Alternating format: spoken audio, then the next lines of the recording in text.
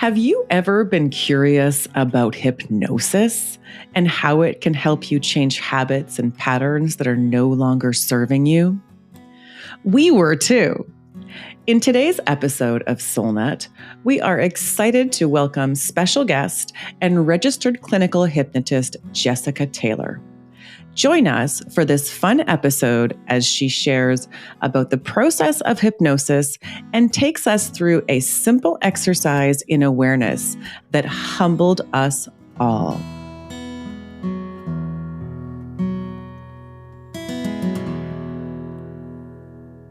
Jessica Taylor is the clinic director of Pleasant Hypnosis in Vancouver. As a consulting hypnotist certified by the National Guild of Hypnotists and a member of the Master Hypnotist Society, Jessica is skilled in advanced hypnosis, neuro-linguistic programming, and stage hypnosis. Her personal experience with hypnosis has profoundly impacted her life, fostering a mindset of curiosity and openness to possibilities. Oh, love that. Whether it's weight loss, smoking cessation, stress reduction, sleep improvement, or personal growth, she truly believes hypnosis can benefit everyone. Thanks so much for being with us today, Jessica. Wow, what a mouthful. Thank you for having me, guys. Thank you. It's so nice to meet you. So good to have you here. You know, I think what a lot of us think about hypnosis, it brings up these images of a room full of people and someone on the stage, clucking like a chicken. I was wondering if maybe you could give us a bit more of an idea of what hypnosis might look like in a more clinical format. When my clients come to see me for hypnosis, they have an outcome in mind, right? They're like, I want to make some sort of change in my life, whether it's weight loss or getting over a fear or building their self-confidence or whatever it is, right? And so we come and we go, okay, well, what needs to happen to take you in that direction? And then we use the tool of hypnosis and neuro-linguistic programming to get them that outcome and to help them reframe and learn ways to focus their mind and, unlock some subconscious things that they were maybe benefiting from doing things the old way. We help them see possibility and opportunity. Yeah. How do you actually do it? I think a lot of listeners are going to be like, how do you, it sounds like talk therapy, but I know it's very, very different. So it's a guided process, I feel, but help us with that, understanding what that looks like. Yeah. I mean, It is a guided process. Like I say, there's lots of YouTube videos out there where you could see an induction, right? And if you've ever seen a hypnosis show on the TV where, they've got 20 people up on the stage and he's having them breathe in and, relax. And it's very similar to that. I use, all kinds of different techniques for allowing them to relax. They're in a recliner, right? They at some point they close their eyes and they breathe deeply, and I give them instructions and suggestions for relaxation. And then once they're into that lovely relaxed state, then I'm giving them suggestions towards whatever their outcome is. So, helping them to visualize and feel and experience what it's like to have that outcome and what needs to happen to get that outcome, and really allowing them to, make that single-minded decision about taking action so that they can have their own success. And then I bring them back out and we make a plan for what needs to happen, moving forward. And then they go and they do it. That's how it is. And do you notice like a visceral shift? Like what do you notice in their systems? Everything that's happening here is going to be in your senses, right? We're not in the conscious mind when you're here. So we're living in the subconscious. We're seeing, we're feeling, we're hearing, we're experiencing. They come here to have the experience that they need to make the change that they want to make. They're here to experience and to have something happen, to have a shift, a change. Yeah. And do you find that, Jessica, maybe you are the the person that people come to when they've often done a lot of the talk therapy, or they've done other things, and they've gone inward in other ways, and they still have this trigger or this pattern that keeps coming up, and they're like, I'm tired of doing the work. I need some help to break that feedback loop that just keeps rearing every once in a while. And they'll maybe have good stages, and then it just like comes back, and they're tired of going back there. Is that accurate? People who come to see me, more often than not, they've tried everything else to take care of whatever's going on, right? Whether it's like all the diets on the book, or all the talk therapy, or anything, right? And they're kind of banging their head against the wall. and that's why they're in my office. They're like, I'm willing to try anything, even hypnosis. Yeah. Yes, right? yes. But really the thing is, with hypnosis, I liken it to, you've been going down this same, your neural pathway. You've been going down the same, hiking trail forever. And all the other trails are still there, but they're grown over with blackberries. And so hypnosis is the chainsaw. Like, we come in and we open that all up. We give you choices. There's all kinds of choices now. And you get to choose to do it a new way that might work better for you, right? And of course, the old way is still there. But, you probably like these new pathways better. And as you use them more often, the old one grows over, right? That's a beautiful image, because for those of us in midlife, in our 50s and 60s, we're talking blackberry bushes that are like meters thick. Okay.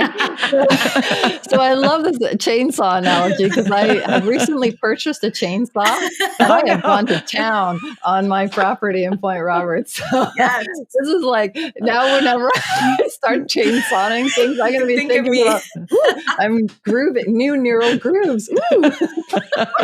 Exactly. I need this. Oh my gosh, I love that visual too. Yeah. I think I'm with Eileen. I feel like we've got like hedges. Like we gotta trim and manicure those pathways. We're talking Brazilian waxing. We are. I just want to say, I love that the people coming in for hypnosis are really committed. Yeah. It's because they come in and saying, I don't want to do this anymore. Mm-hmm. And that desire to change that part, that to get that chainsaw out, that desire, you've got to have it. Yeah. My dad, who was a lifelong smoker, used hypnotherapy to quit smoking. And it was phenomenal. Like, he didn't even think it was possible. And then it was. Right. Yeah. Well, all kinds of things happen here that people didn't think were possible. Right. And they're amazed. Mm-hmm. So I wonder if we can just, offer the listeners too, this, like, what I'm hearing is a curiosity, get curious about what you're afraid of. Absolutely. Well, all of our subconscious minds, habits, and patterns that it's running for us, everything that it's doing is to keep us alive and keep us, safe, right?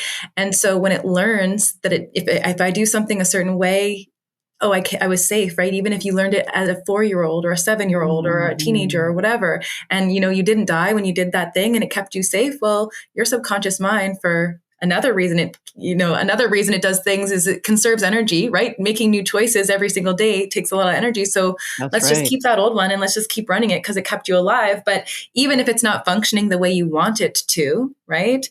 So looking at, well, what am I getting, right? What am I getting out of doing it this old way? And how can I get that a new way? Or do I even need that anymore? Because sometimes you needed it when you were 4, but you don't need it now that you're 44. Exactly. And the clients don't necessarily have to remember what happened, right? They can just see that there's another path available and use awareness. Yeah. Exactly. Okay. Just acknowledging that you are getting something out of it and being curious about, well, how could I get what I need in a new way? Like, that's just, exciting and life affirming. I'm actually curious about, because I know you have a lot of like weight loss clients. So is there a common, fear that those people have that comes through? It could be any of the 4 coping stances that's really going on. And but generally it's, we want to feel connected to other people and we want to have adventure in our life. And people who are in a security mindset and they're in fear, right? They're sitting on the couch and they're watching action movies and they're, eating Doritos or having their ice cream because that's exciting to their taste buds and it's exciting here, but it's not really that human experience that we need and that we're looking for, right? Maybe what they really need is to go out dancing or to, hang out with some friends or to have like some really good sex or something, right? Yeah. Connection. Yeah. That makes so much sense, actually. Yeah. I teach my weight loss clients how to start to love themselves in a way that's like honoring the like nature, right? And what we're meant to be as humans and what we really need to feel good. Can you tell us what the four, you mentioned something for something. Tell us what that the is. coping stances, the Virginia Satir coping stances I had mentioned earlier. So do you guys want to do it along with me? Yeah. Okay. Sure. So it's going to be a little bit like Simon Says. So you'll just repeat after me and do as I do and do as I say. All right. So find a wall and go like this. It's all your fault. It's all your fault. Exactly. So we're pointing at the wall as we say that one. Okay. And then the next one, we're going to put our fingers on our chin and we're going to go, if I were to analyze this. If I were to analyze this. Okay. And then putting your hands up like you're holding them out for somebody and say, anything you want, whatever you want. I'm just here for you. Oh boy.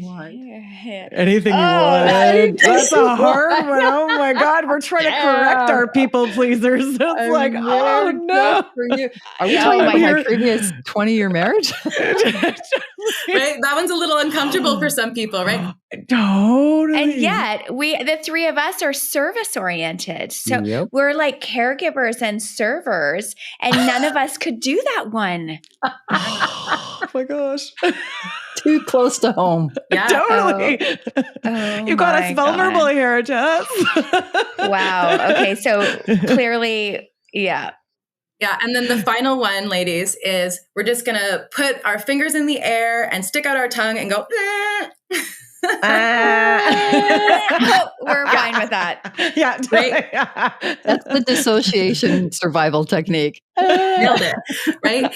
So these 4 coping stances, they're what we're doing when we're not solving our problems. Right. Wow. These are the things that we're doing when we're distracting ourselves. Right. So when you try them on, notice what feels familiar, notice what feels uncomfortable, right?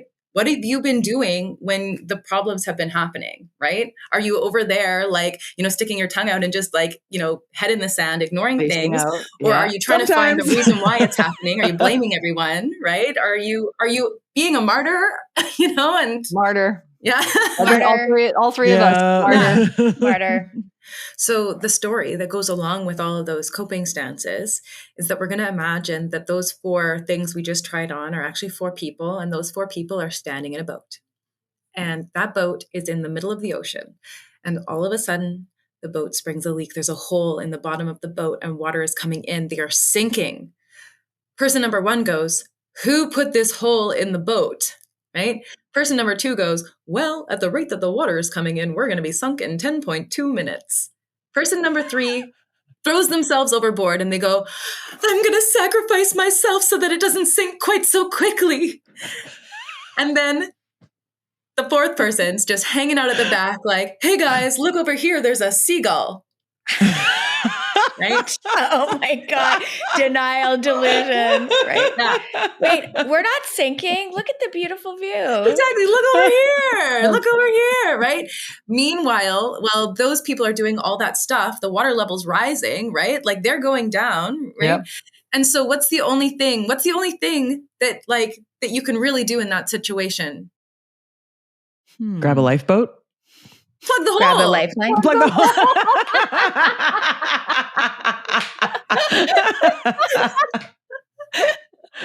But you know what? Nobody's ever plugging the hole, right? That's why we have problems in life. Oh my God. It's so interesting because Dana said, grab the lifeboat. I said, grab a lifeline. The lifeline is our old patterning.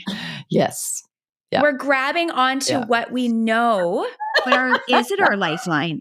No, we have to plug that hole. It was our lifeline at one time. At one time it was. right? Yeah. Well, that person that threw themselves overboard, it's going to slow the sinking, but it's not saving anybody, right? It's not helping, right? Yeah. So what does she have to say about plugging the hole? What are her kind of tips? So the plugging of the hole is the leveling with ourselves, the being honest about, well, what's the fear here, right? What's happening here that we really need to address, right? And take action on that, right? Yeah. Because taking action on it is like the source of being alive. When we take action, we're actually alive. We've freed ourselves up to live the life we want to live. All those other things are just traps. Yeah. They're all just traps. Yeah. Wow. That is really incredible. It actually speaks to why I felt so alive after coming out of my divorce, because I was finally plugging the hole. Wow. It's empowering. Yeah. Totally. And now I have this visual of this offering and this plugging of the hole. Like, so this is like what we've just been doing, right? It's like, no, I'm just going to keep the water flowing. Let's just right. Exactly. We're doing all this stuff and the water level's rising, right? Like the ship is sinking. Yeah. That is so interesting. Thank you for that. Yeah. Can I just ask you that? I'm sorry. I'm gonna go into the hole now. Here we go. Because I'm thinking like, okay, so I guess it's like my brain is getting in the way of it, but it's like, how do we plug the hole? Like I just like, how do we do it? Your analytical, like, okay, we shall drown in 10.2 seconds is coming on board now. How do we plug the hole? Like I'm like I need it to be literal. I think this is the thing, is that people get stuck in their mind and they need to figure out how to fix the actual hole. Like how are we doing it, people? So the people who come to my office, I'm showing them how to plug the hole. That's the reason that they choose to work with me, is because I'm giving them the tools through hypnosis or whatever's going on to actually make those changes, to do what they need to do. So let's take a smoker, for example, right? And he knows that the smoking is killing him, right? And he's doing it anyway. And he's denying the fact that, or he's ignoring the fact that his lungs hurt, right? And he gets winded when he goes up a flight of stairs, and that, he can't do the things he used to do or whatever, right? And so we help them to come through that realization of, well, what have you been doing, right? Are you at the back of the boat pointing at the seagulls? Or do you have your head in the sand? Are you totally just distracting and numbing yourself from everything that's going on, right? And what is it really? Well, maybe the first time they smoked a cigarette, they smoked it with their best friend, and then they always hung out with their friends who smoked, and they're a part of the group of people who smoke, and really they just want to be connected with other people, right? Or maybe they're a really busy dad, and the only time that they ever take a break for themselves is when they go outside for that smoke, and they don't feel like that they can ask for that. They're like, a lot of people have this idea of, well, like, if I'm not doing this thing, well, then what right do I have to say I'm going to leave the house for 5 minutes and go for a walk around the block, right? Totally. Oh my God, women asking for a break to have a shower instead of taking care of the baby. Like, please go clean myself, right? And so it's going, okay, well, what do you need here, right? I've worked with quite a few clients who say that's we discover the unconscious pattern of getting sick in order to get a break. It's the only time they can get a break is when they are sick, because they don't know how to ask for a break or give themselves permission to have a break. Right. And so do you have some rules around that you need to, shift or be flexible about? And where did those rules come from? And are they coming from a fear? And what, right? And so exactly. And you hit the nail on the head. They are. Like my father was all about like productivity. And it took me a long time to reframe that just because I only had so much capacity did not make me lazy. Yeah. And I think that's a really interesting point too. It's that it often relates to our relationships, right? Yeah. What we want from other people. I mean, it comes down to the basic human needs, right? Mm-hmm. We need to have rest. We need to have nutrition. We need to have relationships, connection, sex, and then some adventure, some fun, right? Yeah. And if we're not getting fulfillment in like all those areas, well, there's something going to be off, right? Yeah. And then we're paying attention to it. Like something's making us, seek out hypnosis or some kind of a way, a therapist, like whatever those are, like, we're at that point where we're like, I can't keep doing this anymore. Like I'm done. I need some help. I need some outside intervention. I think that's a really big awareness too, is that, I think certain mentalities, and, mine included, is like, I can do all of the things. I can do this on my own. But the reality is I've needed other practitioners and other friends, other things to really help me move through that stuff. Yeah. Right. Well, it's another thing. Like, you can take action on it, but you have to see it first. You gotta know the patterns happening to take action. And so, it's way easier for someone else to read the label on your bottle than it is for you to read it from the inside. Right? So true. So true. Yeah. Yep. You can't chop through that blackberry bush alone. No. I mean, we like to think we can. We like to, Eilina wears many hats.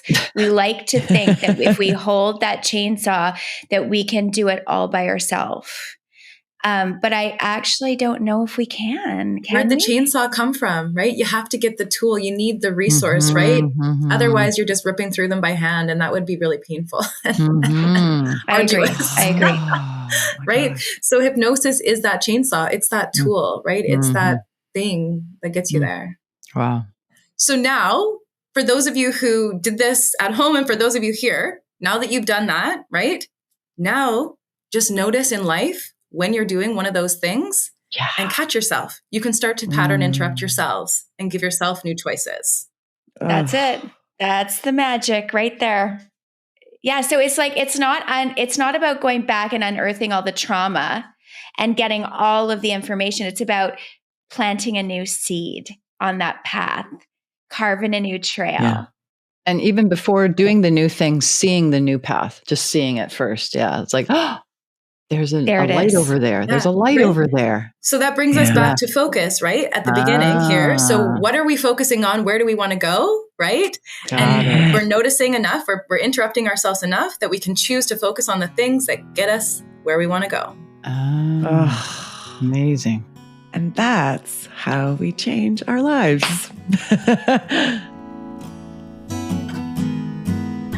Thank you so much for being with us, listeners, today, as we all learned a little bit of something about ourselves and how there are more options out there in the world to help you access, freedom and change some of those feedback loops that you might be stuck in. So thank you very much to Jessica for being with us today and sharing a little bit about your process. I'm just wondering if you want to let our listeners know where they can find you. You can find me at pleasanthypnosis.com, and you can book your screening directly through my website, or you can send me an email, jessica@pleasanthypnosis.com. And I'm looking forward to helping you, see some possibilities. Beautiful. Thank you so much, Jessica. Thanks for having me. Till next time, SoulNet friends.